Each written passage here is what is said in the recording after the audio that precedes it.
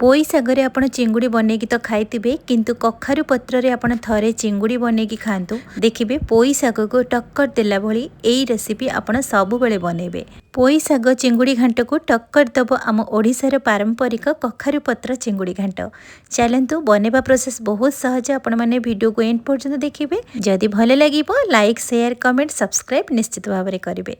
चलंतु आज recipe start करबा।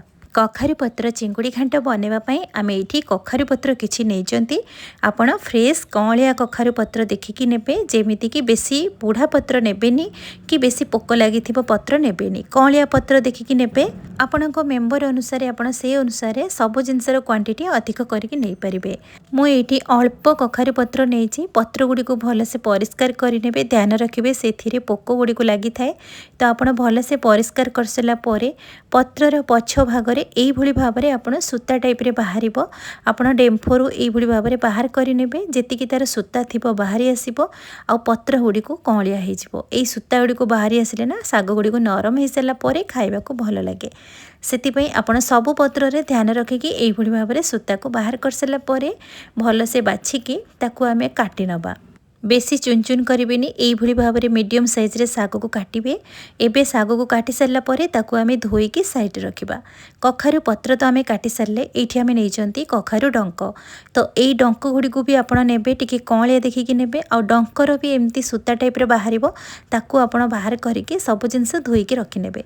एठी मु नेची अल्प कखारु, गोटे मीडियम साइज आलू को एमती छोट छोट पीसेस रे काटिकी नहीं। आपन जदि चाहिए से सारू मध्य ऐड करि पारिबे। एठी आमे गोटे सिल्वरटा नबा, से अल्प रसुण कोला अदा कंचा लंका को आमे भलसे छेची नबा। छेचा मसला देखिए आप निश्चित भाव में जेकोसी रेसिपी बनइबे तार बास्ना तार टेस्ट गोटे अलग आसीबो। बाटिबा मसलार टेस्ट आउ छेचा मसलार टेस्ट भितर बहुत ही डिफरेंट। आपड़ निश्चित भाव में ट्राए करेंगे, देखिए बहुत ही टेस्टी बनिबो। एठी हमर अदा रसुण कंचा लंका छेची सारा परे ताकू आमे गोटे बाउल रे रखिकी साइड रखिबा। एठी आमे गोटे छोट ब्लेंडिंग जारटे नबा, सेथिरे आमे 1.5 चम्मच सोरिष नबा कला सोरिष, आउ 2 चम्मच धला सोरिष नबा, हाफ चम्मच जीरा नबा। अल्प पानी देकी आमे तार गोटे चिकन पेस्ट बनैबा। एथिरे आपण रसुण किंबा कंचा लंका किछि भी ऐड करिवेनी।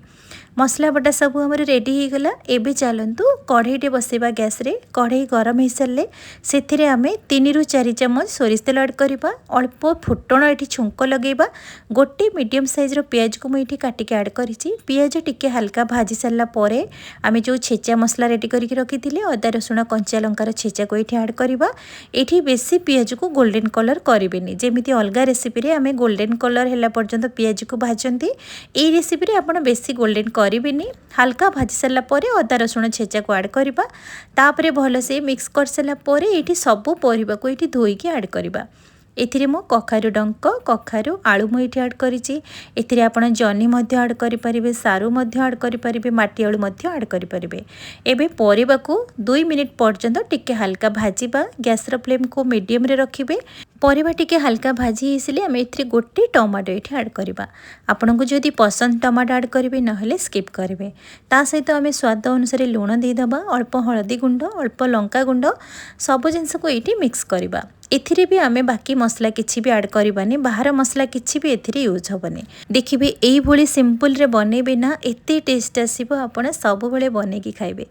तो एबे हमर सब जिनस भल से मिक्स करिकी आमे किछि समय पर्यंत ताको टिके सिझे दबा। गैस रो फ्लेम को स्लो रे रखिबे। एठी 3 मिनिट परे एठी आमे चेक करिबा, बेसी परिबा को घांटीबेनी।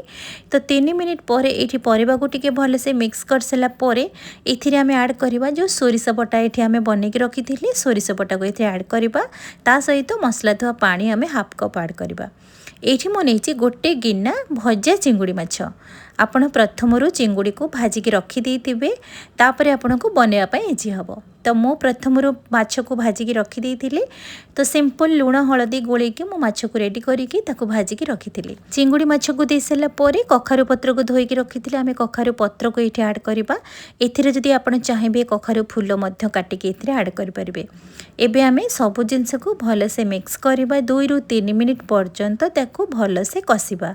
एथिरे आमे अल्प मसला भी यूज करिसेंती। प्रथमरु अदा रसुण कंचा लंकार छेचा, गोटे मीडियम साइज रो पियाज एथिरे ऐड करिसेंती आ लास्ट को आमे अल्प 2 रु 3 चम्मच सोरिष जीरार मसला बटा तो बेसी मसला को ऐड करिवेनी। एठी आमे सब जिनस को भल से मिक्स कर सला परे एठी गोटे कप पानी दबा पानी दे सला परे ताको कवर करके सिझिबा पई छाडी दबा 15 मिनिट परे एठी आमे गोटे चम्मच चीनी ऐड करिबा जेहेतु टिके आमे कखारु साग बनौचंती सेथिरो कखारु भी ऐड हेची कखारु साग फिका न लागिबा पई मो एठी गोटे चम्मच चीनी ऐड करिची। जदि आपनको पसंद नाही चीनी को स्किप करिवे। एबे आमे सब जिनस को भल से मिक्स करिबा एथिरे आउ किछि भी जिनस ऐड करिवेनी। देखंतु हमर परफेक्ट हमर कखारु साग चिंगुड़ी घांट बनिक रेडी हो गला। बेसी तेल मसला भी यूज हेनी अल्प तेल मसला रे बहुत सुंदर हमर ऑथेंटिक रेसिपी बनिक रेडी हो गला आ बहुत बढ़िया भी वासना आसुथला। ए भली भाबरे भल से गोटे मिनिट पर्यंत मिक्स कर सारा परे लास्ट को सोरिष तेल गोटे चम्मच एथिरे ऐड करिवे। देखिबे तार वासना बहुत बढ़िया आसीबो। ताको लीड को कवर करके किछि समय रखी देबे तापरे आपण गरम गरम सर्व करिवे। गरम भात पखाळ भात बहुत बढ़िया लागिबो खाइया पई। पोई सागरे न बनै कि आपण कखारु सागरे बनांतु देखिबे बहुत ही बढ़िया लागिबो आ समस्ते पसंद करिवे खाइबा को समस्ते मागी मागी कि खाइबे। आशा करुछि आजिर ऑथेंटिक रेसिपी आपण मानकु निश्चित भाव में पसंद आसीथिबो। जदि कखारु डंकर चिंगुड़ी घांट रेसिपी आपण मानकु पसंद आसीछि बिंदुरोसई चैनल को सब्सक्राइब लाइक शेयर कमेंट करिवे।